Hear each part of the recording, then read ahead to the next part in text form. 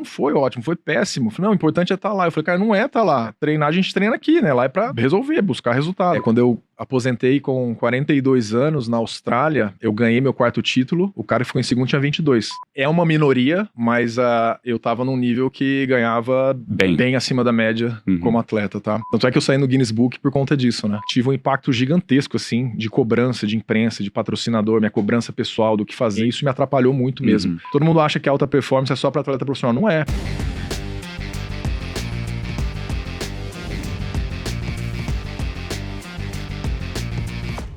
Bem-vindos à Jornada, esse podcast novo que eu comecei pré-Ironman, a prova que eu fiz agora no começo de junho.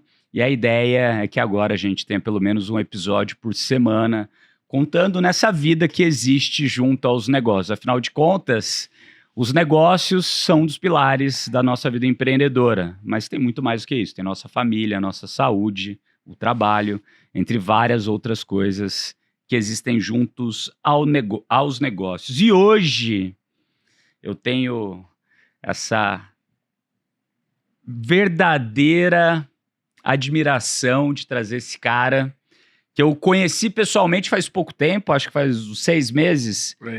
Foi o João Olivério, mentor aqui do G4, que me falou dele. Ele acabou passando um dia lá num programa presencial que a gente estava fazendo, falei oi para ele. E é uma das pessoas que eu admiro muito, né, nesse mundo de atletas que vem da natação, né? Eu fiz a minha infância e juventude inteira na natação, nunca fui atleta profissional, fui um bom amador. Então você tem admiração por quem faz parte, quem fez parte, né, dessa jornada aí, desse setor.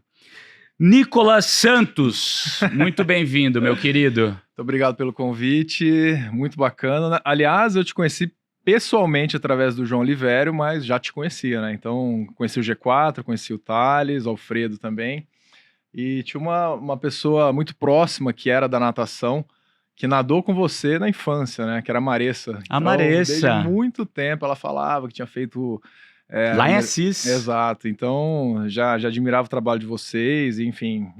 Ainda mais sabendo que você foi nadadora. Que legal. Beijão, Maressa. Mora lá em Santos, ela é a irmã dela. Isso aí. São 2 grandes nadadoras que a gente teve lá em Assis, foram para Santos. Você treinava com ela lá em Santos? Eu treinei em Santos, mas não morei em Santos. Eu nadei, representei a Unisanta, treinei nos Estados Unidos nesse período e aqui em São Paulo. Legal. Boa. Olha só, para quem não conhece, né, eu imagino que o grande maioria de vocês conheçam, ele, Nicolas Santos, hoje, 45 anos? 45 anos. E aos 42, ele se tornou o atleta mais longevo da história a conquistar um título mundial. Tem recorde nos 50 metros de borboleta, foi 6 vezes campeão mundial, nadador profissional, 2 Olimpíadas na história, Pequim em 2008, Londres em 2012 e quem sabe... Que ano que a gente está mesmo? 25? Quando que é a próxima Olimpíada? 2028. 28. E aí, quem sabe em 2028 ele estará lá novamente. 2028 você vai estar com que idade? Eu vou estar com 48. Dá pra ganhar, hein? Dá pra chegar lá. Ganhar eu não sei, mas... Ia ser diferente, né? Um cara com 48 disputando uma Olimpíada. Cara, que legal. Olha só, galera. Já aproveita, acompanha a gente, segue a gente aí no Spotify, segue a gente também no G4 Podcasts no YouTube, dá um like, manda pros amigos que esse episódio vai ser super legal. Nicolas, antes da gente falar de 2028, vamos falar do começo, cara. Olhando para trás, assim, a gente tem aqueles momentos na nossa vida que são os momentos que são divisores de água. Aquele momento que aconteceu na tua vida e a tua vida foi outra totalmente diferente do que vinha sendo até aquele determinado momento. Quando que foi esse momento na tua vida que te moldou para ser o atleta que você foi e é até hoje? Olha, Nardon, acho que foram fases na minha vida, né? Então, quando eu morava em Ribeirão Preto ainda, junto com os meus pais, eu treinei em uma universidade, fiz faculdade de fisioterapia lá, mas era algo muito amador ainda. Apesar de eu já estar inserido em um time de natação, não recebia nada. E o interior era muito precário, assim, em relação à estrutura, né? Então, primeiro O primeiro step, assim, na minha carreira foi quando eu mudei de Ribeirão Preto para o Rio de Janeiro e fui treinar em um grande clube, que na época foi o Flamengo, e tinham grandes nadadores lá. Então tinha Fernando Scherer, na nossa época ele era um baita de um nadador, o Gustavo Borges, entre outros grandes nadadores. Então eu entrei... Que ano que foi isso? Isso daí foi em 2000. Quantos anos você tinha? Eu tava com 20 anos. 20 anos. Então, bem nessa fase, assim... Mas nessa época, você já tinha ganho Paulista Brasileiro na tua idade, ou não? Já de categoria, sim, mas quando eu mudei pro Rio de Janeiro, eu tinha acabado de ganhar um Troféu Brasil. Para quem não entende, o Troféu Brasil é a competição mais interessante aqui no nosso país, né? Então, ganhei essa competição, tanto é que na época, eu me lembro até hoje, foi assim, golfinho supera tubarão em Troféu Brasil, era do Gustavo Borges. Eu falei, porra, mas eu sou o golfinho da história, né? Você ganhou do Gustavo Borges? Ganhei do Gustavo nesse momento e classifiquei para um campeonato mundial. Qual que foi a prova que você ganhou dele? Foi 50 livre. 50 livre, me classifiquei para... Ele tava com que idade? Tava com uns 28, eu acho, né? 28, que ele tem 50 hoje. Tava com 28 anos nessa época. E aí eu classifiquei pro Campeonato Mundial de Fukuoka, que era 2001. E fui para essa competição, sei lá, fiquei em 50º lugar, assim. Não foi ótimo, foi péssimo. Falei, não, o importante é estar lá. Eu falei, cara, não é estar lá. Treinar, a gente treina aqui, né? Lá é para resolver, buscar resultado. Então, na cabeça do atleta, nesse momento, eu ainda não me via como um atleta profissional. Tem a competição que é a pessoal, a lei de evolução o tempo todo, é quando você coloca a prova, né? Para chegar ali entre os 8, vamos ver quem que vai resolver isso aqui. Você ganhou um Troféu Brasil, não se achava um atleta profissional? Nessa época ainda não. Na minha cabeça ficava alta performance na minha cabeça desde muito cedo. Eu não tinha tanto bem contextualizado isso assim, mas era muito claro que eu tinha que repetir isso inúmeras vezes para me posicionar e falar, agora sim eu sou alta performance. Até então eu não tinha feito um resultado. Tipo um vendedor, ele vendeu uma vez, o outro em 12 meses vende todo mês. Esse cara é alta performance. Na minha cabeça era muito assim. E aí tudo que eu ouvi era, não, é assim mesmo, o importante é estar lá. E eu falei, cara, não é estar lá. E na minha cabeça, e eu era muito novo, e até então ouvia de outras pessoas também mais velhas, eu falei, cara, não é assim que funciona. Minha cabeça era diferente já. Então esse foi o primeiro passo. E depois disso eu comecei a participar de algumas competições no Brasil, fora do Brasil também, e me apresentar em cenários internacionais.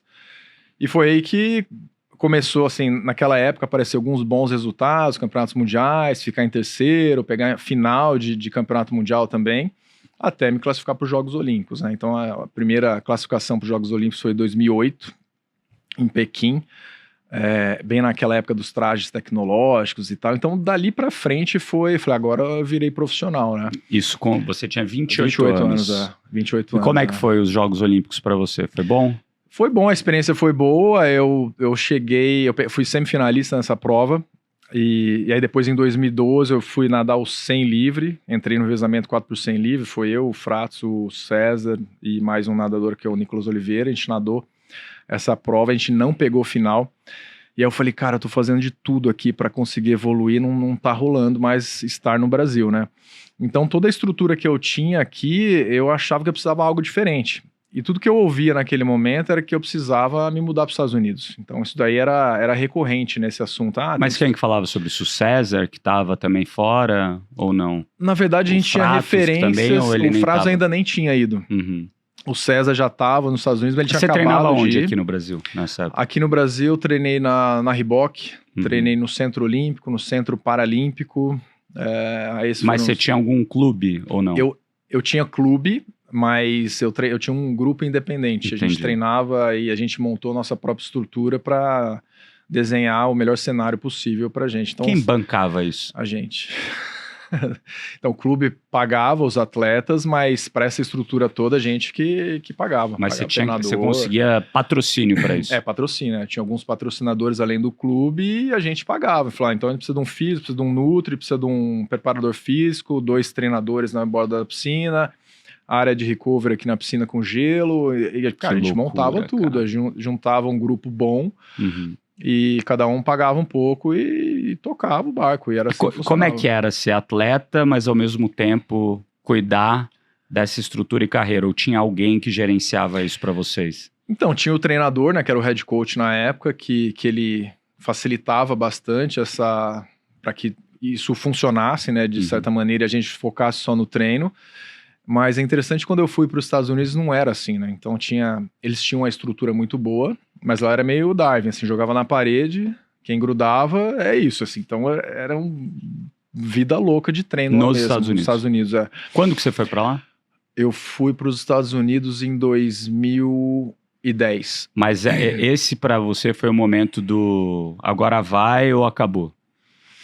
Então, tipo, nos Estados Unidos eu tinha que ir pra lá pra ver qual que era. Então todo mundo fala, cara, tem que ir pros Estados Unidos, a mentalidade do americano é diferente, a estrutura é diferente, eu acho que faz sentido. Então você vai treinar com... Cara, eu cheguei lá, sei lá, tinham 8 nadadores, tinham medalhista de campeonato mundial, recordista mundial e campeões mundiais no mesmo time. Cara, é tipo você lê um livro assim de business e fala, caramba, esse cara é muito fera. Você, o Steve Jobs, não sei você tá quem na mesa com ele, entendeu? É tipo isso.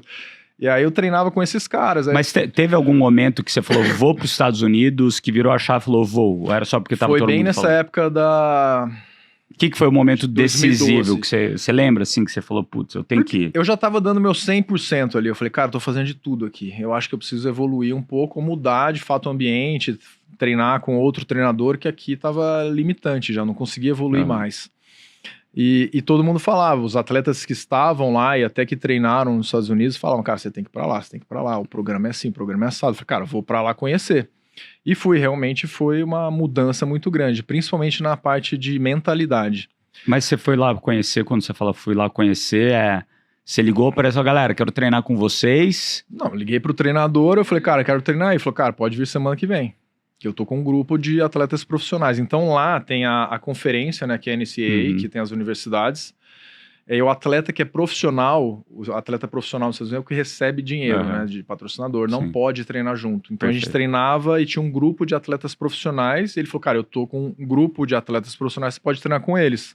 E daí você se banca lá. E aí eu fui do meu bolso e falei, eu tô indo. Na semana seguinte eu fui para os Estados Unidos. Fui morar em Auburn, no Alabama. Não tinha nada. Lá tinha uma piscina, uma universidade.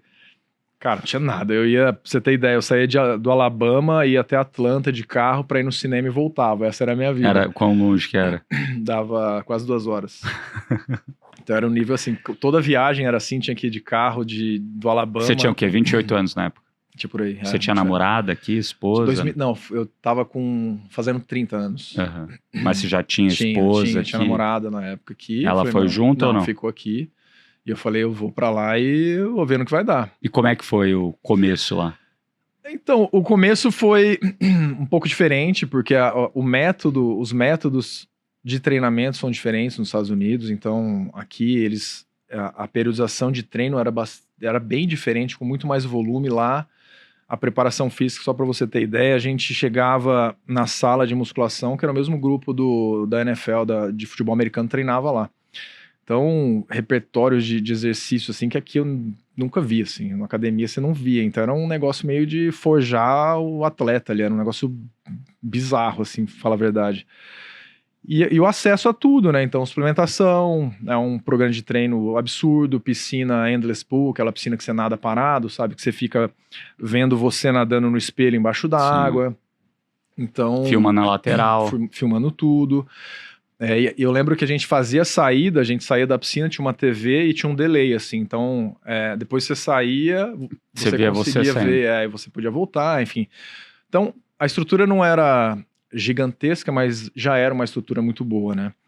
Mas o que mais me chamou a atenção lá foi a mentalidade, não só dos atletas, mas também dos treinadores. Os treinadores, além de ter a capacidade técnica ali de entregar um programa muito bem estruturado, eles também eram psicólogos. Os caras se formavam em psicologia esportiva lá.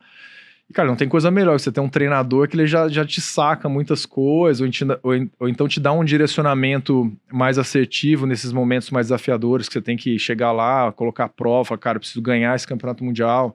Ele, ao mesmo tempo, ter a habilidade de te dar alguns toques ali, que eu acho que isso era muito precário aqui no Brasil. E aqui os atletas vão se desenvolvendo do jeito que dá, sabe? E tem alguns atletas que nem acreditam muito nesse trabalho de psicologia, acham que não funciona, que eu discordo categoricamente, né? Então, à medida que eu fui envelhecendo, eu comecei a ver como era importante colocar isso na rotina, né, de um atleta profissional. Eu até gosto de colocar não um atleta profissional, ou profissional, né, de alta performance. Então, independente da modalidade que o cara esteja, ele precisa ter esses soft skills, assim, não só focar, treinar, não é isso, é sono, é suplementação, alimentação, é tudo o entorno que ele faz, como ele gerencia as emoções dele ali, e eu fui, cara, capotando mais um break, fui entendendo como que funcionava isso, sabe, E como é que foram os resultados depois de lá e antes de lá?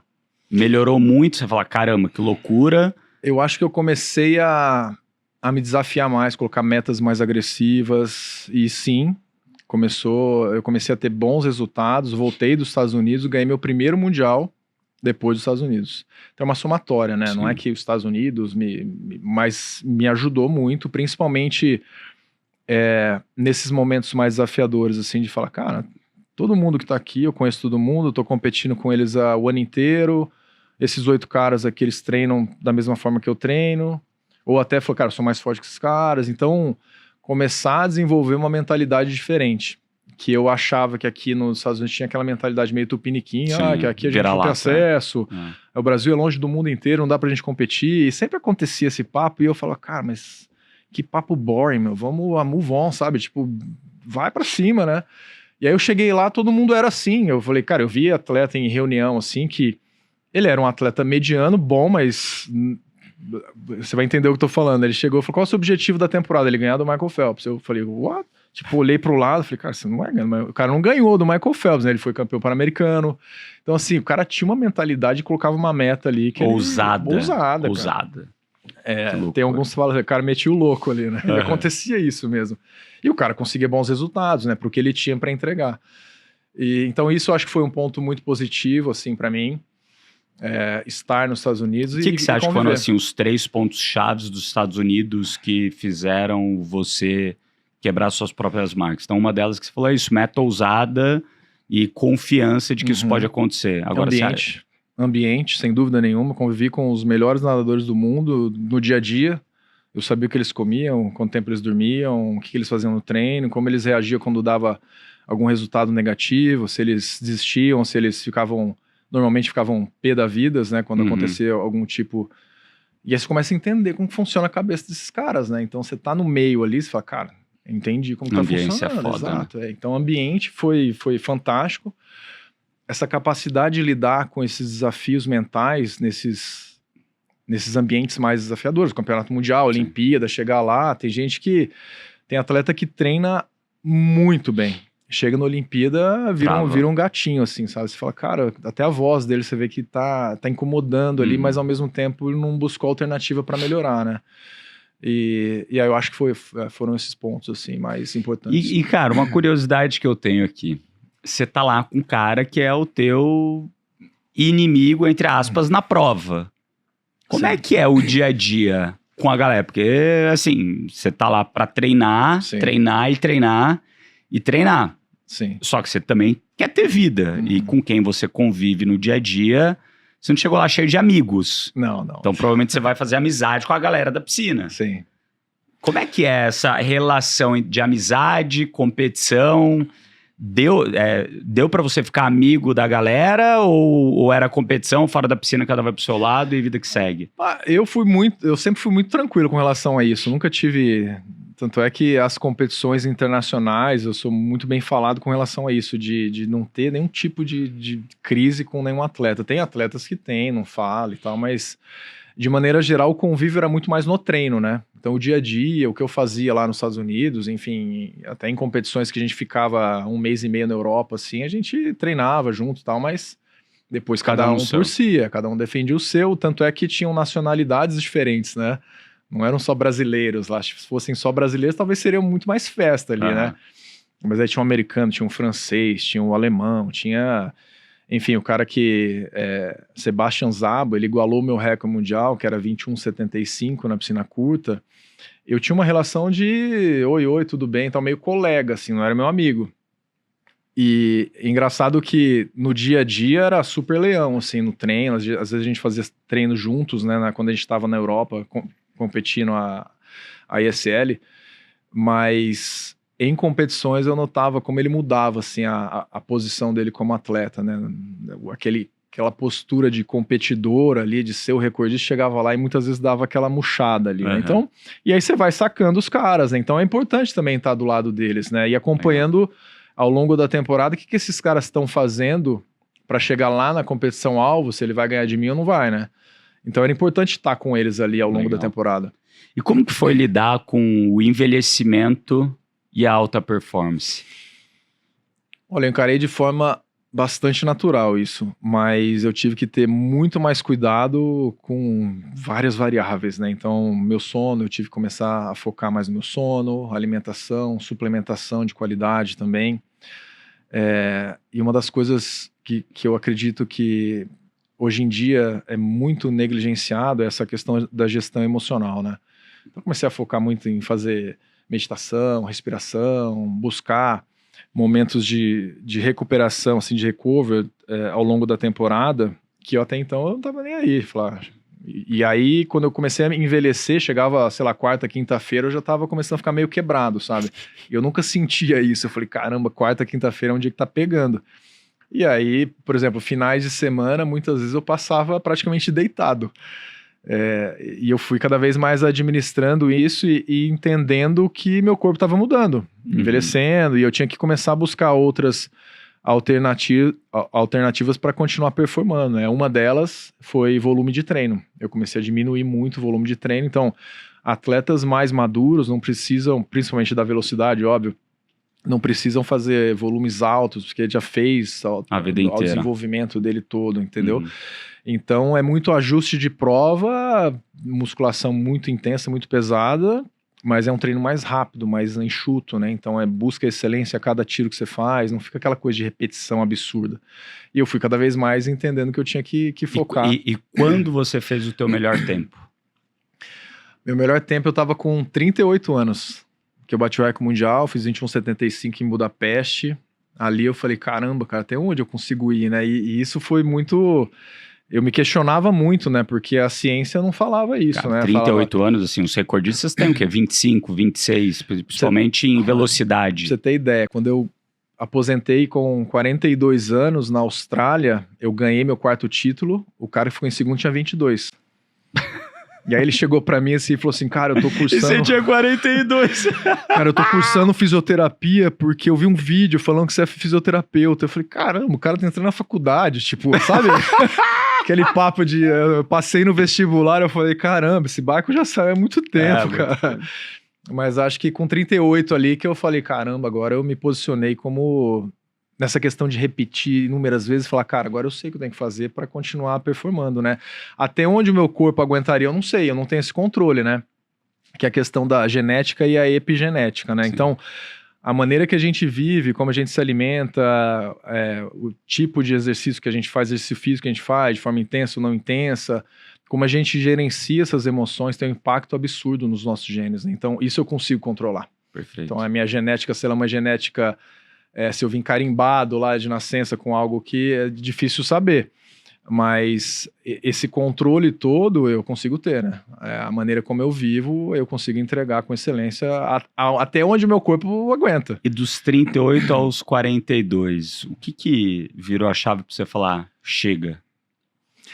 Então, eu tinha uma meta. Em 2012, quando eu ganhei meu primeiro mundial, que foi em Istambul, eu estava com 32 anos.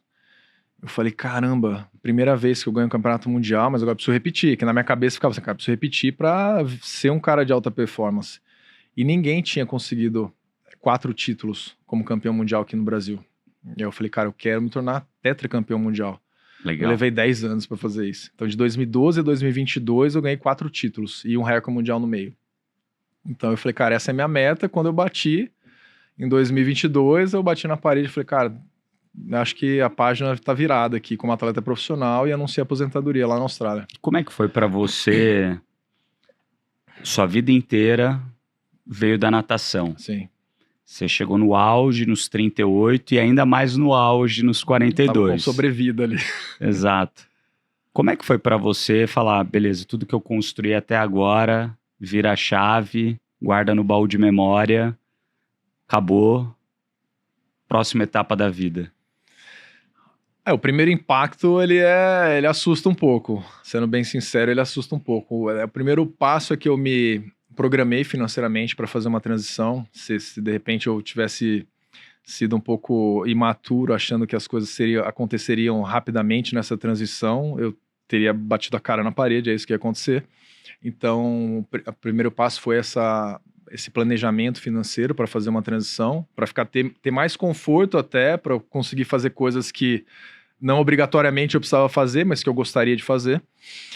E tudo que eu construí ao longo da carreira, que foi performance, foi longevidade, eu comecei a colocar atenção nisso. Então, a empresa de suplemento, clínica com foco em alta performance e longevidade, linha de natação que eu tenho, palestras que eu faço também com esses temas, não só de alta performance, eu falo até alta performance sustentada, né, que tem a ver com a longevidade. Eu comecei a colocar energia nisso e eu já conhecia muita gente que já estava empreendendo nessas frentes, né, e comecei a me conectar muito mais com as pessoas, né. Então isso antes de falar chega.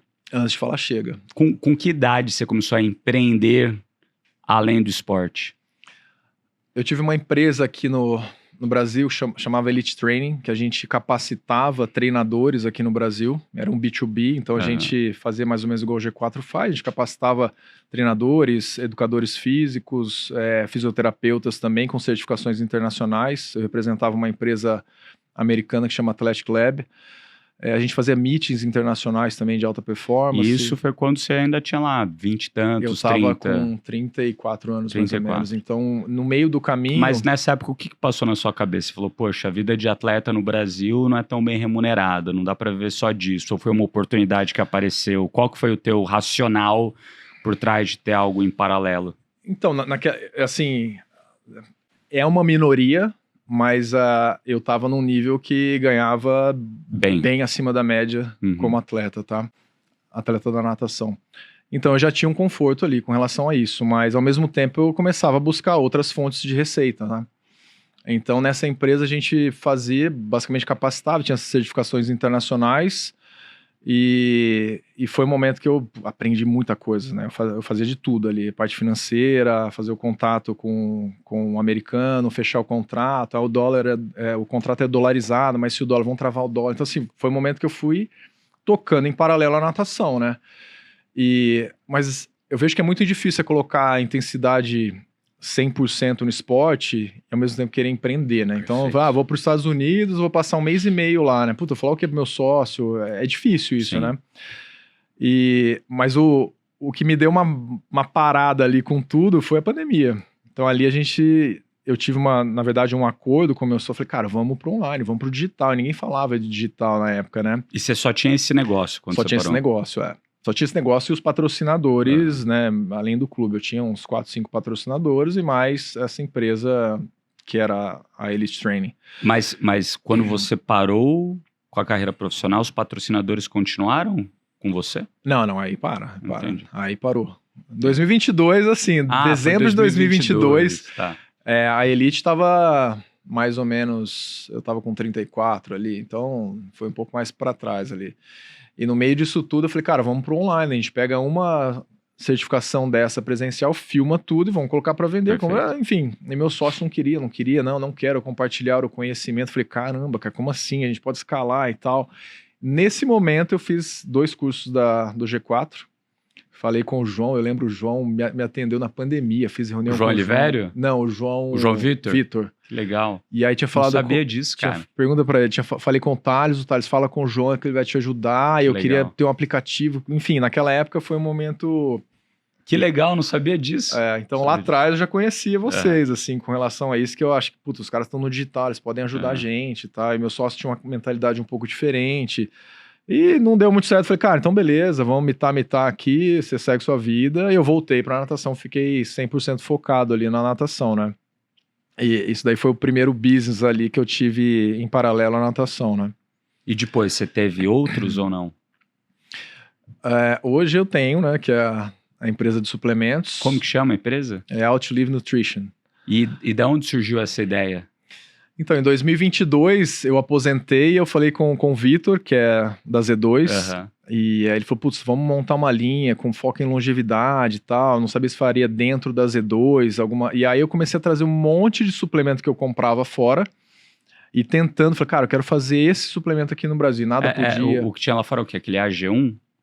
Não, naquela época não era esse suplemento, eram outros suplementos, que VO2 Max, eram outros suplementos, mas também a gente queria, como se fosse tropicalizar, né, um suplemento que fosse um multifuncional e trazer para o Brasil e oferecer isso para os brasileiros de maneira geral, né? Isso daí começou de uma maneira muito doida, assim, né? Porque eu viajava, aqui no Brasil não tinha tantos suplementos, eu comprava os suplementos por quilo, assim, comecei a manipular meus próprios suplementos, né? Eu voltava para cá e eu estudava muito isso, né? Então, o atleta, além de treinar, ter que entregar ali, ele tem que entender um pouco de farmacologia, interações de medicamento, que ele pode, que ele não pode consumir, onde ele vai comprar o suplemento, porque tem problemas de doping, contaminação cruzada, e a gente tinha muita preocupação. E quando eu tava, como eu era da área da saúde, eu fiz 2 anos de nutrição. Legal. Como ouvinte. Eu entrava na sala, ficava lá consumindo tudo, mas era para mim, não era para crescer como profissional mesmo, né? Então, e eu sempre gostei desse tema. E aí falei bastante com o Vitor, ele falou, cara, monta uma empresa com relação a isso, usando sua história, longevidade, alta performance. E aí nasceu a Outlive. Então a gente lançou nosso primeiro suplemento tem 1 mês, mais ou menos. A empresa nasceu há uns 10 meses, né? Até pensar no nome, na fórmula, o tipo de suplemento, qual o bioativo a gente ia colocar dentro da fórmula. Criar todo o contexto da marca, né? Identidade. Então, agora a gente lançou e... Cara, tá sendo um estouro, pelo menos de todos os lugares que eu vou, eu vejo, principalmente na ciclovia, tem tua cara lá na ciclovia, lá, já o Nicholas Outlive. Sacaneando, pô, não vou pedalar mais lá, todo tempo você tá bebendo alguma coisa. E o que é a base da fórmula e por que vocês criaram o Outlive? Então, tem a parte de ciência, né? Sempre que a gente pensa em um suplemento dentro da empresa, tem a base ciência, a dor que a gente vê de mercado e a dor que a gente vê nas pessoas. Então, trazendo para o contexto Brasil, as maiores diretrizes mundiais mostram que a gente tem deficiência em micronutrientes. Então, a gente dificilmente consegue todos os micronutrientes na nossa alimentação diária. O que são micronutrientes? Você pode colocar vitaminas, minerais, tem várias coisas. Então, tirando proteína, gordura e carboidrato. Carboidratos que são os macros. Os micronutrientes compõem para que o corpo, de maneira geral, funcione de uma forma mais simples, para as pessoas entenderem, funcione de modo adequado. Então, esse suplemento ele tem vitaminas, minerais, compostos bioativos, tem aminoácidos, tem superfoods, tem colágeno tipo 2 também. E prebióticos, são as fibras, né? Então é um suplemento bem macro, assim, tanto para o atleta profissional, amador e pessoas que querem ver mais, com mais qualidade de vida. Ele serve para todo mundo, exceto crianças, que a gente não atinge esse público com suplementação, né? E pensando na deficiência que tinha aqui no Brasil, né? Então 20% das pessoas hoje, de fato, consomem esses compostos bioativos que as maiores diretrizes mundiais sugerem como antioxidante e anti-inflamatório para o nosso corpo. Perfeito. Isso tem uma relação direta com a crescente em doenças crônicas, problemas de circulação também. Então a gente falou, cara, a gente pode montar um suplemento para cobrir essa lacuna que tem de mercado, focando em ciência, em saudabilidade, e entregar um suplemento que a gente consiga um share gigantesco para não vender só suplemento, Sim. mas um estilo de vida, pensando nos pilares de longevidade, pensando na minha história, que muitas vezes a gente pensa que por que um cara que é sedentário ele não faz uma atividade física, ele não se alimenta bem, ele não tem uma referência, e a gente está sendo essa referência de mercado. Perfeito. A gente está se posicionando nesse espaço como uma empresa que se preocupa com exercício físico, alimentação, suplementação, gestão emocional, sono, e essa linha que a gente quer chegar, né? E a gente chegou, tem mais ou menos, não completou nem 30 dias nessa de mais ou menos uns 30 dias, e a gente tá, cara, super animado e colocando energia 100%. Agora eu quero ouvir essa história que você falou que em 2022, então 3 anos atrás, ou 2 anos e meio atrás, você foi lá falar com o Vitor da Z2 sobre a ideia do projeto. E o Vitor, ele não é sócio do negócio. Até onde eu sei, ele tem uma opção de virar sócio do negócio. Sim. Como é que foi esse seu começo dessa sua jornada, né, sua segunda jornada empreendedora? Falar, putz, quero montar e preciso me alinhar a gente que também queira isso. Uhum. Como é que foi? De onde surgiu o Marcelo Sadi na história? Os sócios? Como é que vocês se encontraram? Como é que foi esse começo dessa sociedade para montar esse negócio? Antes de falar da sociedade, acho que é interessante falar que eu sempre quis ter isso daí, ter uma linha de suplemento. E eu falei, cara, quem eu conheço que é próximo, que tá mandando muito bem? Da mesma forma, eu queria ir para online, eu falei, cara, vou atrás do G4. Bom, eu queria montar uma empresa de suplemento, falar com o Vitor. Ele era meu amigo, tinha feito campanha já para Z2. Só um parênteses aqui. Igual você fez com a natação. É tipo isso. Eu quero estar na ambiência dos melhores nos Estados Unidos, os melhores atletas, com quem sabe, quem tá lá fazendo, porque eu vou aprender por osmose o negócio. Exato. Eu falei, cara, eu vou procurar quem manja no negócio, boa, né? Boa. E eu tenho um grande sócio, que é o Marcelo Sadi, que ele era um baita amigo do Vitor. E a operação do Vitor já estava muito mais bem estruturada, enfim, esse direcionamento que o Vitor me deu, na verdade, na época, foi exatamente isso. Falou, cara, você é o cara, o CPO mesmo, desenvolver produto, ficar no front da empresa, eu tenho podcast que eu entrevisto as pessoas da área de saúde, também atletas, e ser o porta-voz. A cara da marca. Da marca, exato. Porque é exatamente isso, né? Bater recorde, ganhar mundial com 42 anos de idade... É para pouca gente. Fora da Quantos outros tem na história? Não tem. Não tem? Desde 2015, eu sou o mais velho da história mundial. Tanto é que eu saí no Guinness Book por conta disso, né? Caramba. Que loucura, cara. Que loucura. Que louco do caralho. Animal. Então, e na época que eu conversava com o Vitor, eu entrei em uma outra empresa também, que, enfim, com foco em cannabis medicinal, que não é aqui no Brasil. E eu falava muito com o Vitor de suplementação, falava com o Putinelli, o Paulo, o médico, ele era médico da seleção brasileira também de natação. E ele tava lá com o Vitor, e ele falou, poxa, eu preciso de apresentar um amigo que tem um match total pro momento e tal. E aí eu conheci o Marcelo Sadi, um cara baita de um operador, assim, cara mais correto que eu já vi trabalhando ali no dia a dia. E a gente tem mais um sócio que é do marketing, ele toda a identidade, toda a mensagem que a gente quer comunicar para o mercado é o Felipe Felipe Costa, que está com a gente.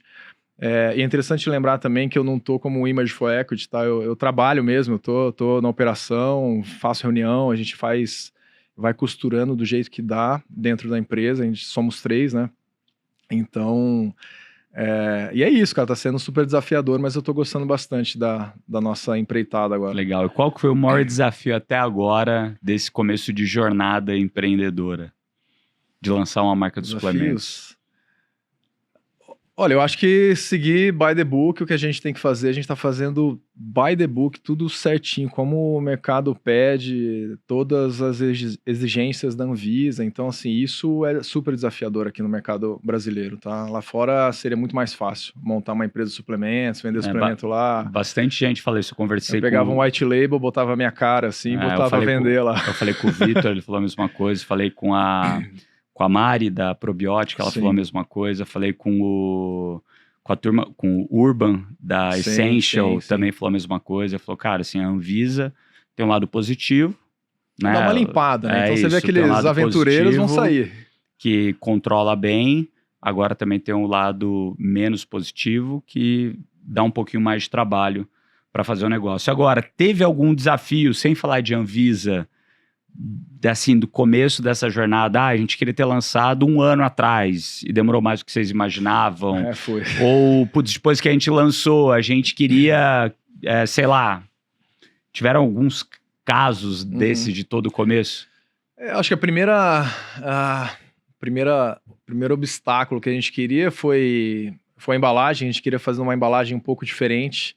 E a gente viu que no mercado tinha essa mesma embalagem com muito vazamento. É uma embalagem super bonita. Que é que vocês usam hoje ou não? Não. A gente usa exatamente uma que a gente validou como sendo a melhor opção. Isso. E aí, muitas vezes a gente vai, tem algumas feiras assim, olha, fala, ih, esse pote aí é aquele que vai Vai dar vazar pra merda. cá, vai dar merda. Mas isso foi uma barreira, assim, até que relativamente fácil de contornar. Mas eu acho que a palatabilidade do nosso produto, a gente conseguiu chegar num gosto que agradasse muita gente. Sim. Então é um sabor que ele não é bem gostoso mesmo. Não é tão ácido, ao mesmo tempo dá para misturar com muitas outras, com água de coco, com fruta, com até proteína, dá para misturar que não tem impacto na palatabilidade. E é muito difícil, né? O nosso produto ele tem 62 ingredientes em pó. Então, quando você mistura magnésio, vitamina D, vitamina B12, tudo junto ali com cúrcuma, é difícil chegar, né? Sim. E eu fiz questão, nós, né, fizemos questão de utilizar somente aromas naturais. E acaba ficando não só mais caro, mas mais difícil de mascarar todos esses ativos que tem dentro da fórmula sendo em pó. Ah, mas a gente poderia fazer em cápsula, por exemplo. Poderia. Mas é muito mais fácil a gente criar um hábito nas pessoas, sendo um suco na parte da manhã, por exemplo, e essa pessoa cada vez mais, tomei meu Daily Health de manhã, tomei, do que um monte de cápsula. Então, por exemplo, eu quando era atleta profissional, eu cheguei a tomar 38 cápsulas por dia. Caramba, que loucura. Eu hoje, com 45 anos, eu não tô na terceira idade, mas eu esqueceria facilmente. Então, assim, depois que eu parei, eu perdi aquele hábito de tomar cápsula, eu perdi. Então eu falei, cara, vamos fazer um negócio que seja prático, que seja funcional, que tenha ativos biodisponíveis ali com relação à qualidade, né? E a gente conseguiu chegar nessa fórmula, levou tempo para chegar nesse sabor que a gente queria, vai e volta, aí teste de bancada, experimenta, testa de novo, e a gente já tá tomando há bons meses esse suplemento e eu de fato tô adorando, tô gostando bastante. Legal, boa. Mais algum desafio que você fala assim, caramba, que loucura? Dentro da empresa, acho que tem. Só para isso. Eu acho que tem. Acho que eu tenho um sócio que ele tá até aqui com a gente. Ele é um pouco ansioso, assim. Então, por exemplo, integração do site com o sistema de pagamento, os shippings, né? Os envios. Sim. Então, quando dá problema, a gente vê a pessoa coloca o CEP errado. Então, tem umas coisinhas bobas, assim, só que você fala, cara, a gente não colocou errado, né? Então, o sistema, enfim, até para escolher qualquer escolha do site que a gente vai trabalhar. E assim, em pouco tempo a gente aprendeu muita coisa, né, Dom? Sério. Eu acho que se eu tivesse focado só em natação, eu não aprenderia isso, sabe? Sim. Então, esse período todo foi de aprendizado e tudo que a gente coloca mais energia e é algo novo que a gente está aprendendo, é mais desgastante, né? Você fica mais cansado mentalmente. Sim. E hoje eu posso dizer que treinar e trabalhar ao mesmo tempo é muito difícil. Agora, você, hoje em dia, empreendendo, como que continua a sua rotina de treinos? Olha, hoje é menos intenso. Eu treino segunda, quarta e sexta eu nado. Terça, quinta e sábado eu faço musculação. Então eu tento colocar sempre na parte da manhã, antes de começar a trabalhar. Quando é final do dia eu já começo a ficar meio, puta, acho que já não tá dando, acho que eu vou descansar, né? E você gosta ainda de nadar? Porque assim, quem nadou muito tempo, porque você nadou a tua vida inteira, cara, a galera pega bode, não quer nem entrar na piscina. Eu falo com o Gustavo Borges fala, só musculação.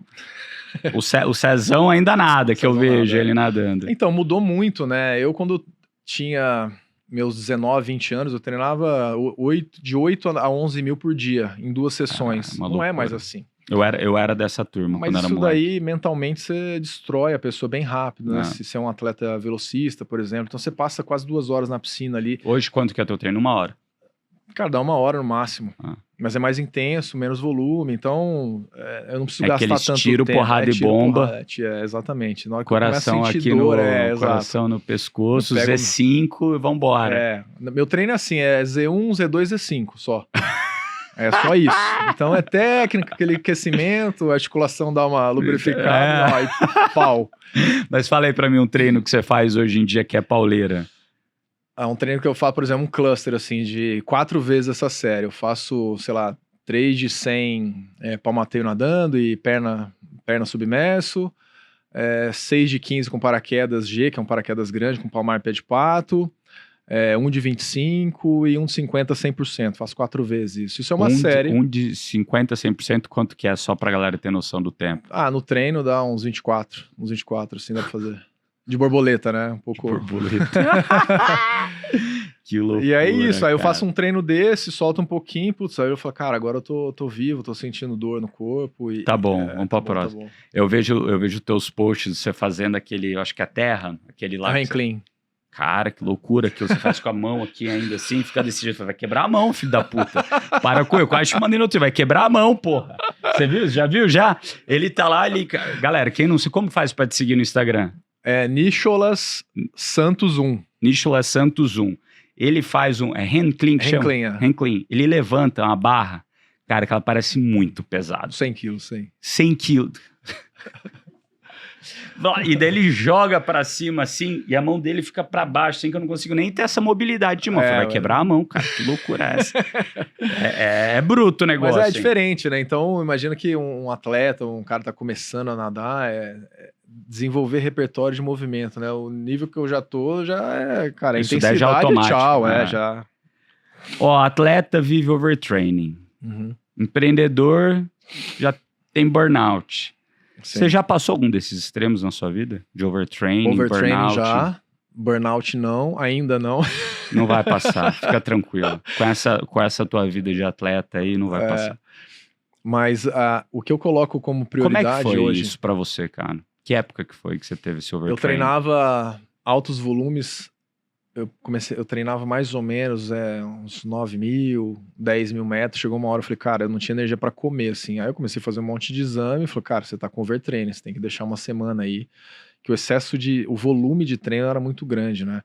E a escola antiga priorizava muito o volume de treino. Imagina, eu nadava 50 metros, eu precisava nadar não faz 10, o menor 11 sentido, mil. né? Se a gente pegar uma relação com o atletismo, não faz o menor sentido. Não faz o menor sentido. Só que a escola era assim, funcionava assim, né? E como eu era da área da saúde, eu estudei biomecânica, eu estudei fisiologia, aí eu comecei a discutir com os treinadores, e ao mesmo tempo vai evoluindo, né? Não só os métodos de treinamento, o que a ciência tá entregando de estudos ao longo dessa trajetória, teste mesmo, né? E como que você saiu do overtraining? Foi parar de treinar? Cara, treinando pouco, soltinho assim, e fui voltando aos poucos. E como que ficou a tua cabeça? Eu dei uma surtada porque ao mesmo tempo eu já tinha dado esse feedback pro treinador e ele meio que... Cagou na sua cabeça. Go for it. Tipo, vai nadar para no de saco. mimimi. E quando você é muito novo, você não tem muito... Você tinha que idade nessa época, você lembra? Eu tinha uns 22 anos. 22 anos mais ou menos.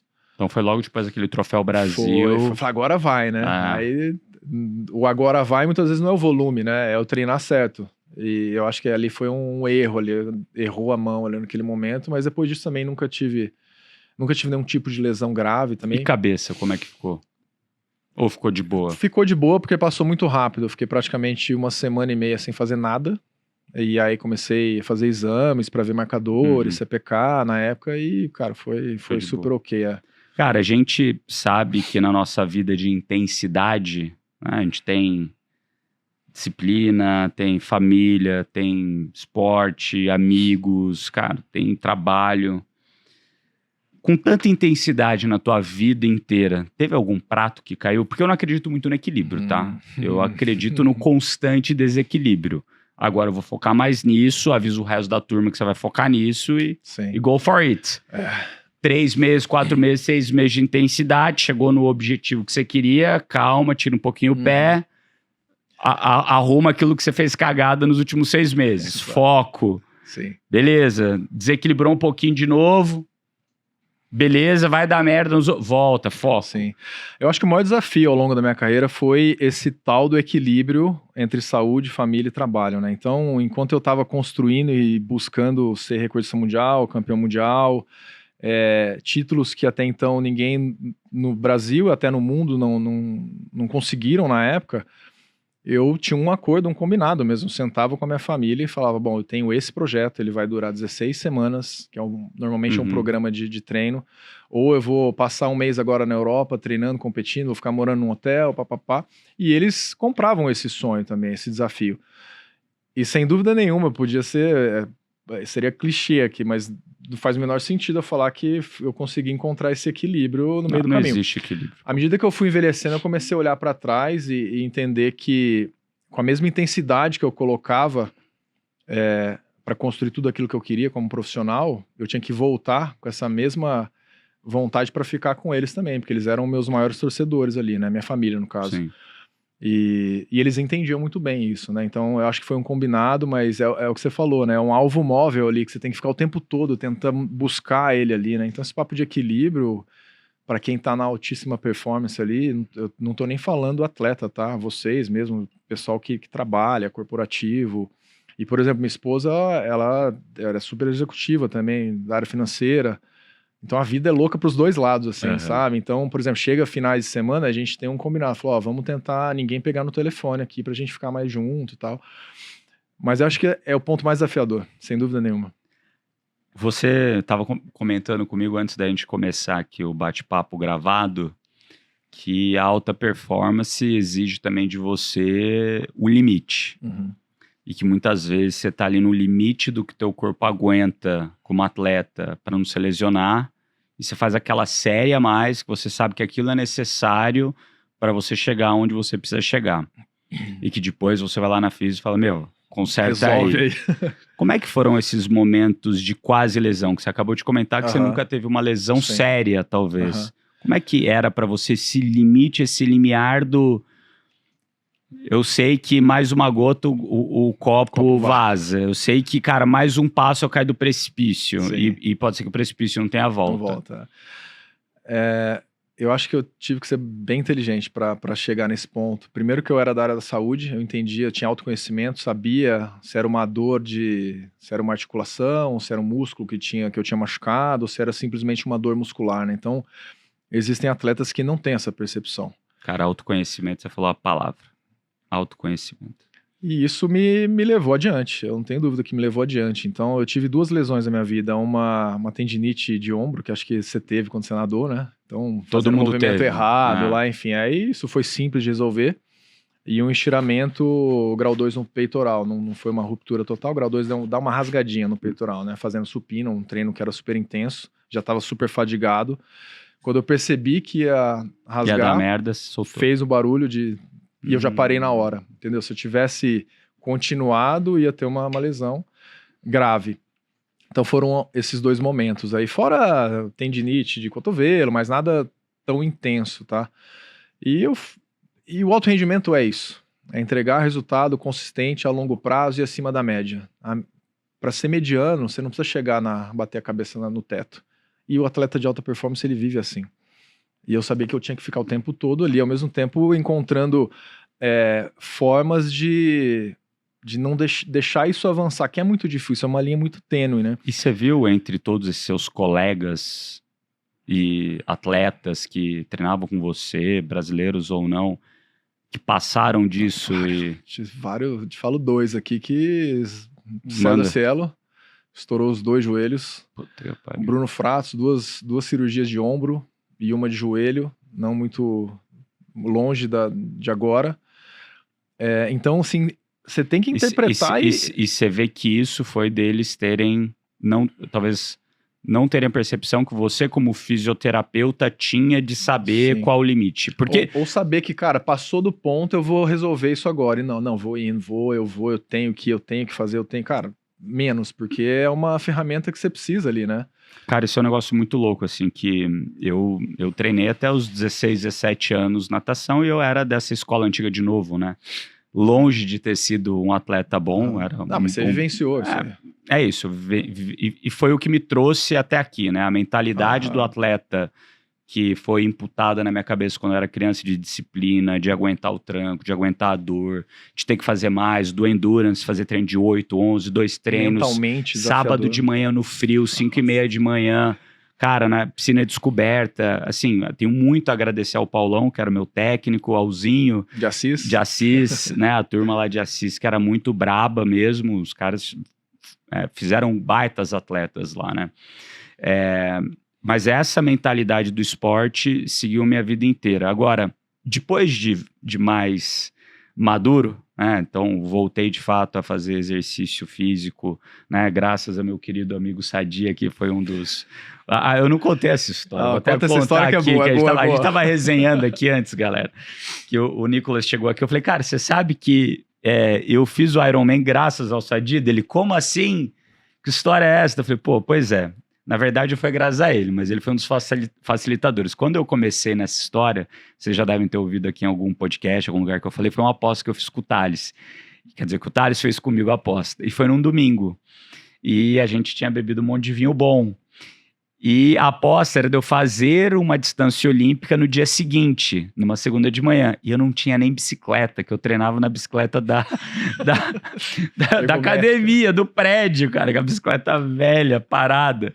Era o máximo que eu treinava. E daí eu comecei a ligar que nem louco para um monte de amigo meu para conseguir uma bicicleta para fazer a distância no outro dia. E um amigo nosso que está no grupo, que é o irmão do Sadi, que é o Fernando, né, o Marcelo, que está aqui com a gente também, que é um dos cofundadores da Outlive, o Fernando falou, cara, o meu irmão tem uma bike, uma Specialized, talvez ele te empreste, deixa eu falar com ele.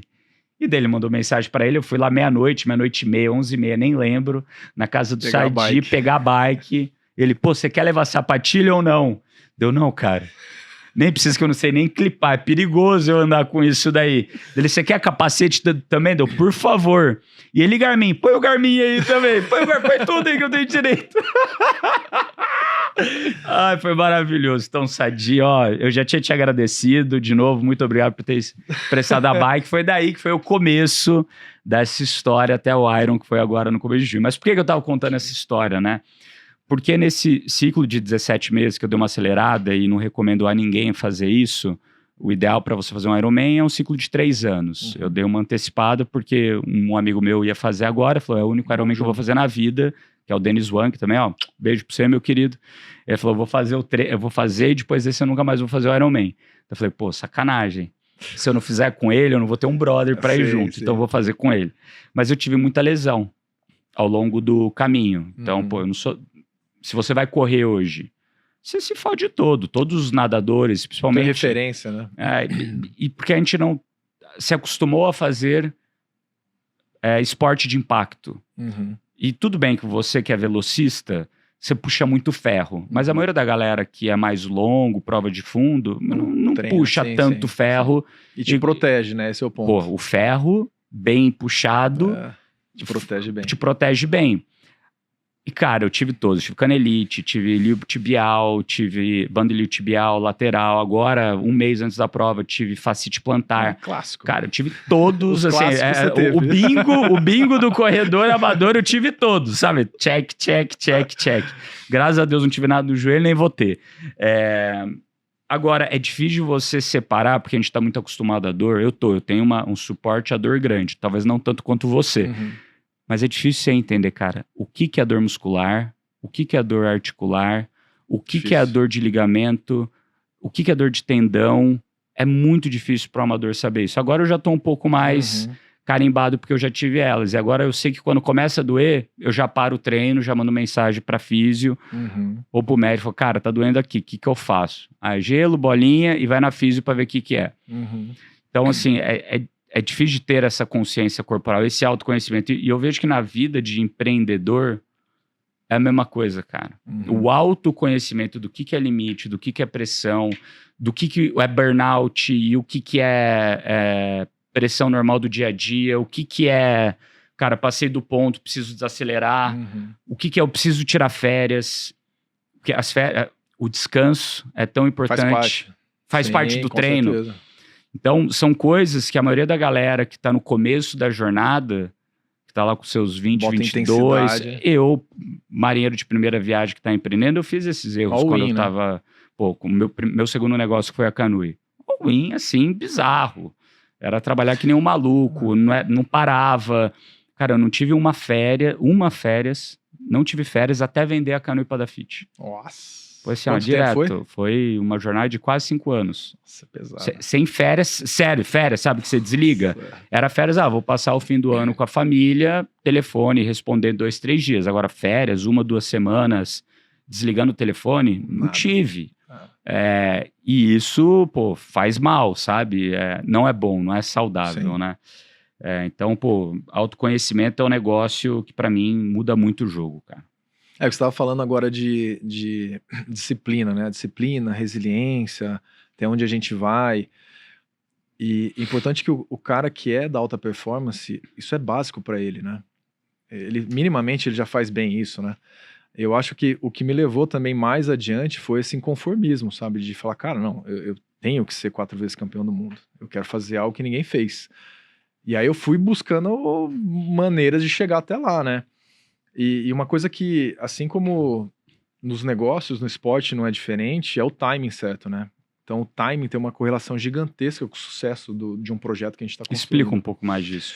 Então, por exemplo, em 2013, eu participei de uma competição que eu tinha acabado de ganhar um campeonato mundial em 2012, na piscina de 25 metros. Para quem não sabe, piscina de 25 metros é uma piscina semi-olímpica, e eu tinha acabado de ganhar o primeiro título como campeão mundial. No ano seguinte, eu nadaria um campeonato mundial em piscina longa, que é a piscina olímpica, tem 50 metros.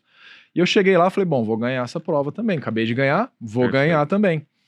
E cheguei lá, tive um impacto gigantesco, assim, de cobrança, de imprensa, de patrocinador, minha cobrança pessoal do que fazer, andar com repórter atrás de mim, querendo fazer matéria. Eu falei, cara, não vou falar com ninguém. Isso me atrapalhou muito mesmo. Então ali eu tive um momento que eu entendi que eu precisava trabalhar minha parte mental. E eu cheguei lá, então tinha os 8 nadadores ali melhores do mundo para competir, e não era só isso. Se a gente colocar em números, os caras são muito parecidos. Então você tem que olhar no placar para ver quem bateu na frente, é assim.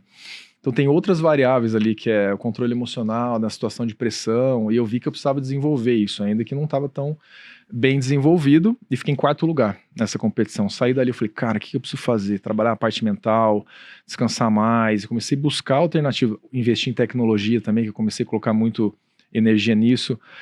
E aí teve uma competição, que eu já era um nadador medalhista de campeonato mundial, que foi em Budapeste. Eu entrei para a final, então primeiro nada lá, a eliminatória, classifica 16, depois a final, nadam 8 nadadores na final.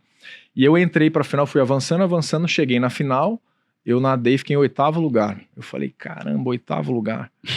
Normalmente, a cabeça de um cara que acontece isso, para quem não sabe, o 8º lugar é o pior tempo do mundo naquele momento ali, né? Então é o 8º tempo naquela série que o mundo inteiro tá olhando para ver o que esses caras vão fazer. E eu falei, cara, eu encarava essa situação como uma nova oportunidade. Caralho, então tem muito a ver com o time. Eu tava em 8º ali. Isso daí... E eu falei... Aí todo mundo... Ah, pois é, né? Até meus treinadores chegavam assim... Ah, pois é, já foi. Imprensa, aquele clima de velório, assim, sabe? Eu falei, cara, não é isso. Eu consigo resolver isso. Eu sou bom, eu tô aqui junto, eu preciso só desenhar melhor o que eu preciso fazer aqui nessa prova, nesse dia. Cara, eu fiquei em 2º lugar nesse Mundial. Que porrada. E aí eu falei, cara, eu podia me matar ali, mas eu falei que em 8º eu não vou ficar. Por isso que eu falo do timing. Eu poderia simplesmente falar, quer saber, na próxima temporada eu volto a treinar, porque deu tudo errado, e desistir, soltar ali. Muitos atletas, medalhistas olímpicos, campeões mundiais que eu conheço fazem isso. E eu falei, eu não aceito isso, eu vou ficar em 5º aqui, mas no 8º eu não vou ficar. E aí o dia que eu fiquei em 2º, eu falei, cara, o timing é muito importante. Aquele momento eu tive uma nova oportunidade, fui lá e fiz. Isso vai, cara, te moldando mentalmente acima da média, não tem jeito. E eu acho que isso tem a ver com o timing. Muito bom, cara. Agora, de todas as renúncias que você já fez para ser o melhor do mundo, qual que foi a mais difícil e qual que foi a mais certeira? Eu acho que pivotar a minha prova, né? Eu era um nadador de 50 metros nado livre. Tive muitas medalhas, fui para a Olimpíada nadando essa prova, fui reconhecido internacionalmente através dessa prova, mas foi essa temporada que eu passei nos Estados Unidos, o treinador chegou para mim e falou, cara, você tem que focar em uma única prova. Você tá querendo nadar 50 livres, 50 borboletas, 100 livres, você é um generalista, você tem que ser um especialista na prova. Foco nessa prova. Eu falei, beleza, vou focar. 6 meses treinando só para essa prova. Foi 50 borbo. Foi 50 borbo. Eu ganhei uma medalha, né, na Califórnia. E eu falei, cara, é isso. Eu vou focar só nessa prova. E aí tem uma sequencinha, né? Então, como profissional, a gente tem que pensar o quê? Entregar resultado o tempo todo. E se tornar um especialista. Na minha cabeça ficou muito claro. Que aula. Se tornar um especialista no que eu faço. Inúmeros resultados como especialista, me tornar uma autoridade. E pessoas que são autoridades se conectam com outras pessoas que também são autoridades. Cara, eu comecei a andar em ambientes que eu não andaria se eu não tivesse feito isso. Então, relações que eu tive com PhDs do mundo inteiro, treinadores, atletas, chegar pro Michael Phelps, o cara, e aí, Nicolas, tudo bem, parabéns pelo título. Eu falei, cara, o Michael Phelps me deu a mão. Talvez ele nunca falaria comigo, entendeu? Sim. Então, assim, essa sequência pra mim ficou muito clara o que eu tinha que fazer pra chegar nesse alto, na ponta da pirâmide ali, né? E pensar sempre nesse jogo do progresso, né? O que eu preciso fazer pra chegar até a ponta? Não vou pular fase, mas... Cara, é lidar com a calma em meio ao caos, né? De falar, Sim. cara, o negócio tá me machucando ali, mas vai dar certo, cara. Espera, eu sei que já vai, sabe? E, cara, ele levou tempo, mas eu suportei essa pressão. Por isso que não é pra todo mundo viver isso daí, né? Eu até falo que todo mundo acha que a alta performance é só pra atleta profissional. Não é. Então, meu pai caiu de moto outro dia e falei, cara, não consigo andar, subir a escada. Falei, cara, se você subir a escada saltitando, é alta performance pra você. Então, pra ele, alta performance é isso, né? O meu era bater o meu recorde, bater o meu tempo, ganhar o mundial. Pra outras pessoas é, cara, terminar uma prova super feliz. Exato. Mas é alta performance. Não é, isso mas ou fazer uma prova de 5 km. Exatamente. Então, é você ser melhor do que você era ontem. Acabou, é isso. E eu acho isso super legal quando eu vejo atletas amadores se dedicando e até treinando como atletas profissionais, e eu volto a falar, e trabalhar. Cara, é muito difícil trabalhar e ter energia mental para entrar em reunião, falar e ao mesmo tempo dando intensidade no treino, ficar o dia inteiro sentado, né, ao invés de ficar deitado, descansando. Então, eu acho que o desgaste mental do trabalho é muito pior do que treinar. Olha, eu vou te falar que, assim, fazer o Ironman em si, e é um pouco polêmico que eu vou falar, a prova não é difícil, cara. A prova é o resultado daquilo que você treinou pra fazer. Uhum. O difícil é treinar, cara. Nossa, o processo, né? Treinar, o processo. E é esse que é o lance, né? Que é por isso que a gente começou esse podcast aqui que chama Jornada. A jornada importa muito mais do que a linha de chegada, cara. Com certeza. A jornada, se você não se diverte nela, se você não gosta daquilo, se aquilo não vira parte da tua vida e você tá com tesão... Sim. Você não vai chegar na linha de chegada. Exato. E a mesma coisa quando você empreende. Não adianta você falar, quero ficar rico pra caralho. Cara, você tá empreendendo pra ficar rico pra caralho, você já começou errado. Você tem que fazer porque você gosta. Sim. Porque são os pequenos passos de cada dia que você faz, daquilo que você faz, putz, dessa fome, desse desejo de fazer um suplemento porrada que vai ajudar as pessoas de uma maneira geral. Se você fizer isso muito bem, com foco, acertar o público-alvo, acertar aquela comunidade, comunidade começar a falar sobre aquele tema, gostar, o sabor. E ter resultado, né? Daí você vai ter resultado, daí vai começar a andar, daí vai vir. Sim. Se você olhar só lá, putz, eu quero fazer isso para ganhar muito dinheiro, vai dar errado. Porque a construção no caminho, que é o importante, que é o foco, que é o falar não para as coisas, tomar as decisões difíceis, você vai abandonar no meio. Cara, tem dois pontos aqui na jornada que a gente trata também, né? Família, fé e dinheiro. Vamos começar por fé. Você é um cara que tem fé em alguma coisa ou não? Cara, tenho fé. Aliás, meu sócio, eu vou te falar que ele tá aqui, ó, com a gente. Ele incentiva muito a gente com relação a isso, sabe? Então, ele traz não só energia, mas... palavras muitas vezes, né, e a forma que ele leva a vida tem uma relação direta com isso. E uma coisa interessante, ao longo da minha carreira, eu viajei mais de 40 países, mais ou menos. Toda vez que eu viajava, eu buscava uma catedral para conhecer, enfim. Legal. E isso foi algo interessante. E onde eu vi que realmente a energia de acreditar, de ter fé, foi muito impactante para mim, foi quando eu recebi um convite do Vaticano para representar o Brasil numa competição que eu fui na Itália. Que legal. E ganhei um texto do Papa. Cara, eu dei a mão para ele assim, eu falei, cara, que é isso? Tipo, eu senti muito bem. Eu falei, cara, o negócio é de verdade, sabe? Exato. Então, andar por linhas retas mesmo, eu acho que faz todo sentido. Boa. Família. Putz, família... Hoje você é casado. Sou casado. Tem filhos já? Tenho um filho. Tenho que idade que ele tem 8 anos. 8 anos. 8 anos. Tá grandão, então. Tá super grandão. Tá tamanho da minha mãe já. O bicho Como tá que grande. ele chama? Chama Nicolas também. Nicolas também. Nadador ou não? Ele nada, ele tá no futebol, mas ele dá umas nadadinhas de vez em quando. Eu não quis esse peso pra ele. Que o filho do Gustavo Borges. Total, Esse nadou bastante também. Nadou super bem, cara. Foi um atleta super bom. Mas rola isso, né? Com o Xuxa aconteceu isso com a filha, o Gustavo aconteceu isso, essa comparação, cara, né? Mas cara, você não quer colocar esse peso sobre ele ou você quer deixar que ele decida? Porque assim, 7, 8 anos, quem decide é a gente, não são eles, né? Na verdade, ele tá começando a me pedir. Porque muitas vezes as pessoas me encontram e falam... A sua esposa é nadadora ou não? Ela já foi nadadora master, né? Hoje, cadeira o dia inteiro trabalhando, enfim. Ela é diretora financeira. Então, e ela super gosta de nadar. Então, nos dias que eu tô em Itu, então eu moro em São Paulo e Itu, a gente treina junto na hora do almoço, que aí mudou, né? Agora não é mais 7 da manhã. Mas eles moram lá, em Itu? Ele mora aqui comigo. Ele mora aqui. E aí a gente vai pra lá. Normalmente sexta, sábado, domingo a gente fica lá em Itu. E, cara, família pra mim é a base pra construir tudo aquilo que eu consegui construir ao longo da minha carreira, né? Principalmente depois que o Nick nasceu, cara, mudou muita coisa, assim. Parece que tudo o que mudou?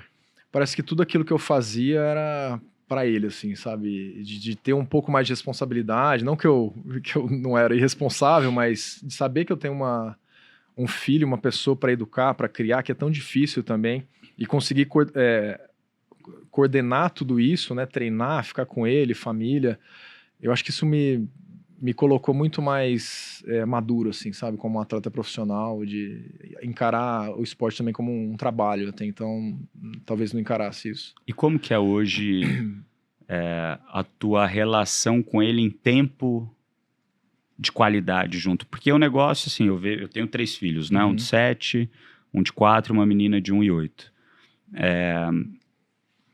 E os meus momentos de qualidade com eles são começo da manhã, tipicamente eu levo para a escola, tento chegar em casa por volta das 7, que daí eu ainda pego eles acordados para jantar junto, ter ali meia hora, 1 hora de qualidade, contar uma história para colocar eles para dormir, e muito no fim de semana, que...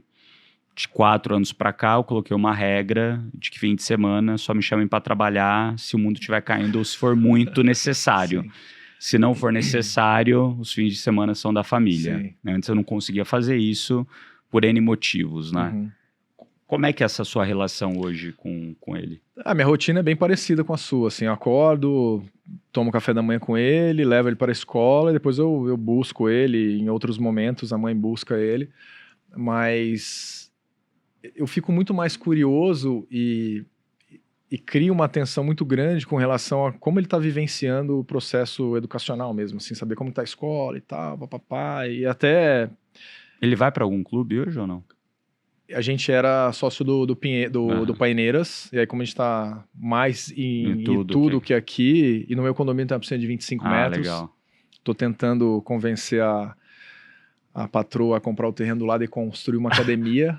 Aí eu não preciso sair mais de lá, vai ter a casa, a piscina, a academia, e aí fica perfeito. Mas a rotina de pai mesmo, de fazer tudo, fazer comida, fazer leite a hora que vai dormir, precisa lavar roupa, eu lavo roupa também, se o funcionário não tá em casa, é vida que segue. Fim de semana eu tento fazer, muitas vezes coisas que eu não tô afim de fazer também eu faço, então tem que jogar um futebol. Eu falei, nossa, eu tô quebrado, vou jogar um futebol, e fico lá jogando futebol. E aqui é entender que o seu tempo não é mais seu tempo, assim, né? Você tem que apoiar, e foi uma escolha, né? Eu até vi uma frase, a pessoa não é muita referência, né? Mas o Elon Musk falou, meu filho não pediu para nascer, né? Ele falou, realmente, não pediu para nascer, mas eu tento, de fato, entregar meu papel como pai, educar, que é difícil pra caramba educar, né? De ter esses momentos. É difícil. Mas fim de semana eu tento ficar, de fato, com a família o tempo todo. Boa.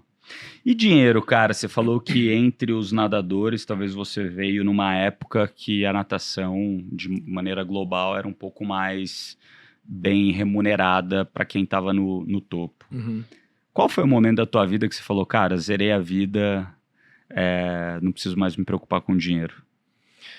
Porque eu vou explicar melhor essa pergunta, tá? Porque assim... não se preocupar muito com dinheiro tem muito mais a ver com o teu custo de vida do que com o que você ganha. Exato, eu poderia... É isso, exato, entendeu? Entendi. Mas assim, teve algum momento que você chegou e falou, cara... O basal tá ok. Não preciso mais me preocupar pelo resto da vida com dinheiro, porque dado o custo de vida que eu tenho, nesse momento, se eu mantiver isso, cara, consigo viver bem, e depois isso mudou em algum momento?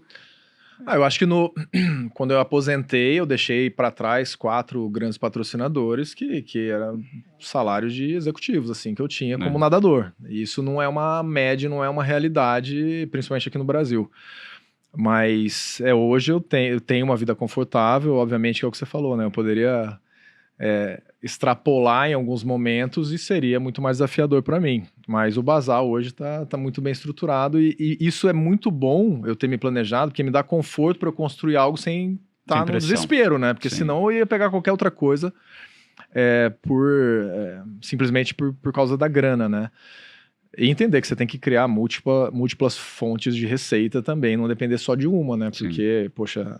Mas teve algum momento ali, tô com 32 anos, resolvi, ou você foi também estendendo para conseguir fazer essa sua aposentadoria ser mais tranquila? Eu acho que não, porque a fase que eu tava ganhando no auge, assim, grana de verdade, foi um pouquinho depois da pandemia, acredite. Sério? Exato. Ao mesmo tempo que eu perdi muitos patrocínios aqui no Brasil, quando entrou a pandemia, os caras, não, cortar contrato, 30%, desespero total. Começou uma liga fora do Brasil, que chamava International Swim League, a ISL, e o cara começou a pagar altos salários para os atletas. Para ter a galera lá. E eu ganhava em dólar. Então, assim, nesse momento... Explodiu, o dólar também explodiu, enfim... E pra mim, nesse momento, foi falei, caramba, cara, eu achava que o mundo tava acabando, de repente aparece um negócio desse, né? Mas foi um momento muito desafiador também, eu tive que treinar em casa, aqui no prédio aqui de São Paulo, tinha uma piscina de 25, e aí teve um consenso no prédio que ninguém usaria a piscina. Eu falei, bom, legal, todo mundo de home office, com seu computadorzinho em casa, e eu preciso trabalhar. E aí todo mundo falou, não, a chave da piscina fica com tua. Ele. É tua. É lógico, né, pô? Aí eu treinava em casa... Obrigado, condomínio, valeu! Aí viajava pra Europa, né? Eu passei em Budapeste, nas regiões das ilhas ali. Eu morei 2 meses dentro de hotel, loucura, fazia testes de Covid. Sim. De 3 em 3 dias. Que loucura. Então, se tivesse positivo, não podia participar da competição. A gente ficou praticamente numa bolha mesmo e, de fato, eles conseguiram fazer um evento e ninguém teve Covid, assim. Irado. Então, esse foi um momento foi um divisor ali, sabe? Então, outras competições, Financiers, que eu competi na China, Mare Nostrum, que eu competi na Europa também, que era um circuito que ia para Mônaco, então tinha premiação em dinheiro show-up, então eu indo para a competição eles já me pagavam e mais premiação. Eu ganhei o circuito Mare Nostrum. Então foi muito bom. Eu fui acumulando dinheiro, né? Foi muito bom. Exato. Agora, 2028, Olimpíadas. Caramba. E aí, vamos? Pergunta que não quer... Vamos? Olha, vontade eu tenho, eu acho que capacidade de conseguir ir para lá também eu consigo. Quando você precisa fazer o tempo para fazer? E quanto que é o tempo para conseguir? Eu posso fazer em 2000... Então, não saiu o tempo ainda. A gente vai esperar agora o próximo campeonato mundial. Eles pegam o 8º tempo do mundo. Aí eles estipulam como uma... ideia corte por país. 2 atletas por país. 2 atletas por país, os 2 melhores acima daquele tempo. Isso, acima desse tempo. Tem que ser mais rápido do que o corte que eles colocam. Então, por exemplo, eu fiz agora 23, 26 nadando no Campeonato Master, eu fiz o índice para ir para o Campeonato Mundial. Então, mas na minha cabeça o índice é o beabá, eu chegar no escritório para trabalhar, cara. Isso aí tem que fazer, entendeu? Não funciona. Esse daí a gente não tá na mesa, sabe? Isso daqui eu tenho que fazer. Sim. Mas eu acho que eu tenho condição de chegar, disputar medalha e tal, algumas coisas... E o que você precisa para ir para as Olimpíadas? Eu preciso de contrato. Eu preciso de contrato. De patrocinador. Com certeza. Para ir, senão, para mim, não faz o menor sentido... por um sonho da medalha. Isso eu acho que seria muito legal documentar isso, criar um entretenimento esportivo, que eu acho que a natação não faz isso, só liga a TV, 20 segundos, desliga a TV, cara, ninguém quer assistir isso. Então, criar de fato um contexto que gerasse audiência, retorno de fato para os patrocinadores. Então tem que ser um projeto bem robusto e muito bem desenhado para eu poder voltar para a piscina, porque Agora, para você treinar, vamos falar assim, beleza, você achou isso, tem os patrocinadores, vamos fazer esse documentário e uma série porradona que vai sair na Netflix contando a história de você fazendo 2028? Quanto tempo eu precisaria? O quanto isso vai mudar a sua vida de treinos do que você tem hoje? Eu precisaria nadar todos os dias. Então, não só as 3 vezes por semana, seriam 6, 7. De segunda a sábado, na parte da manhã, um período só. Mais um período só, o que é? 3, 4 horas de duração do treino? Então, de natação, 1h15 mais ou menos de água. E de preparação física, mais 1 hora, não mais que isso. Então, eu gastaria 3 horas do meu dia focando em treinar. Mais recover e tal, e tudo mais ou menos umas 3 horas por dia eu conseguiria ir para lá tranquilamente. Acho que temos, hein? Acho que temos, hein? Olha aí, as marcas que ouvirem e tiverem interesse, manda mensagem pra mim, nem manda pra ele não, tá? Eu vou agenciar essa bagunça aqui, pô. Entrar com o G4 aí nessa bagunça aí, pô. Legal pra caramba. Vambora. Cara. Muito legal. Bom, fala aí pra mim, mas se aparecer, você top, então. Top, com certeza. É uma vontade que eu tenho porque... Cara, é uma prova que não era olímpica e virou olímpica. E eu tô há 10 anos ganhando medalha nessa prova. Então, assim, no jogo eu tô. Se eu vou ganhar medalha, vender sonho, também eu não tenho certeza, né? Então, tem que ver como que meu corpo vai estar lá com 48 anos. Mas eu já sei o que tem que fazer. Você já fez quantas empresas, você fez saída, você fala, eu sei fazer. Eu sei fazer também. Então já tá difícil. Você tá no escritório, você tá no jogo. Eu tô no jogo, Se vai valer bilhão. Não sei. Ou centena de milhão, não sei. O caminho eu sei chegar. Boa. Fala aí pra gente, indo aqui pra finaleira, já que o papo tá muito bom. Gostaria de ficar mais 1 hora batendo papo aqui contigo, mas a gente tem tempo aí, né? Senão a galera me mata depois. Fala um livro que mudou tua cabeça. Caraca, vários. Então fala os vários, aí fala 2, 3 que você gosta muito. Eu poderia falar um que até foi inspiracional para a criação da nossa marca, que foi o Outlive, do Peter Attia. Foi bem no momento que eu estava aposentando ali. E eu li esse livro e falei, caramba, cara, muita coisa que dos pilares de longevidade que ele fala, eu vivi e muitas vezes meio de forma subjetiva, né? Embora eu era da área empiricamente. Empiricamente. Eu era da área da saúde, mas eu falei, caramba, cara, então fazer isso, o zona tal, longevidade tal, alimentação, epigenética. Eu falei, cara, eu fiz isso. Tanto é que... Tá aí o resultado. Tá aí o resultado. Não. E aí eu comecei a ser muito questionador com relação a isso. Uma outra coisa, um outro livro que eu gostei muito é Why We Sleep, Porque Nós Dormimos. Esse livro é bom pra caramba. Que eu achei muito bom, que é um assunto que...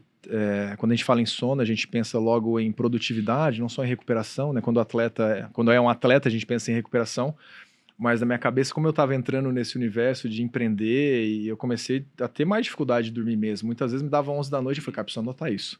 Eu levantava da cama e falei, preciso anotar esse negócio aqui. E aí eu não pegava o telefone, porque eu não queria a luz azul, sabe? Sim. E aí eu falei, cara, preciso entender um pouco mais. E comecei. Ele chama Matt Walker, para quem quiser saber sobre esse livro. Eu adorei o livro e me aprofundei, de fato, o quão é importante o sono, né? Para que a gente consiga performar, enfim, e fatores de longevidade também. Acho que esses 2 livros foram bem interessantes, assim.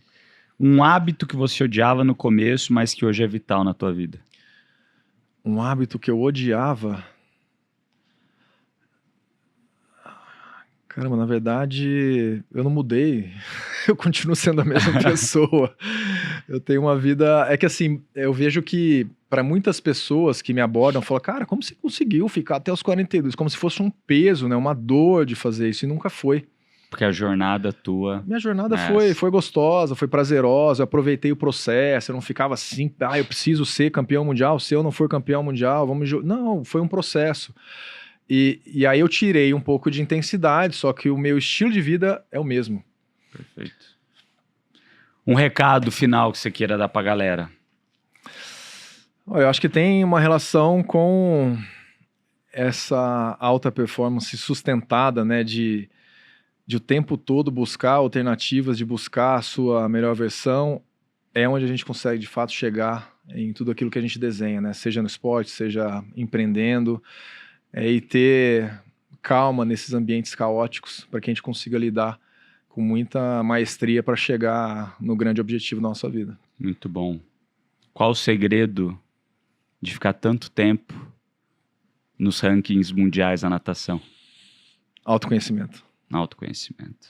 Galera, para me seguir, @bruno.nardon, repete o teu. Nicolas Santos 1. Nicolas Santos 1 e Outlive, para seguir Outlive. Outlive Nutrition. Outlive Nutrition, então já fica aí, ó, eu tô tomando lá, a delícia, gosto muito, bom, todo dia de manhã, um scoopzinho. Boa. E, pô, aquele misturador Top, né? lá é bom pra caramba. Ó, fica uma delícia. Tem me ajudado aí na recuperação pós-Iron. Eles me mandaram antes. Só que eu falei, eu não vou tomar aqui perto do Iron, você não se mexe em nada. Mas pós-Iron agora eu comecei a tomar, já tá virando um daily habit. Né? Habit. Nem sei falar isso em inglês. Um hábito diário. Isso. É isso aí, @bruno.nardon, @G4podcasts. Gostaram desse episódio aqui da jornada? Manda mensagem aqui, manda também mensagem quem vocês gostariam de ver aqui. A gente está falando por enquanto com muitos atletas, muita gente do mundo de saúde, mas minha ideia também é trazer mais gente aqui para falar sobre criação de filhos, sobre autoconhecimento, sobre fé e sobre outros temas que existem na nossa jornada além dos negócios. Tá bom? Valeu, até o próximo, galera. Um abraço, tchau, tchau. Boa.